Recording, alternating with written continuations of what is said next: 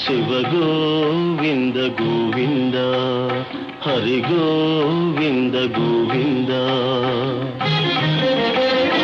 ఉత్పాతములు ఎన్నో ఉత్పత్తిల్లేను, తోక చుక్కలు ఎన్నో పుట్టుకొచ్చేను. అంతు పొంతు లేని ఆపదల దేశము అల్లకల్లోలమైపోయేను. శివ గోవింద గోవింద.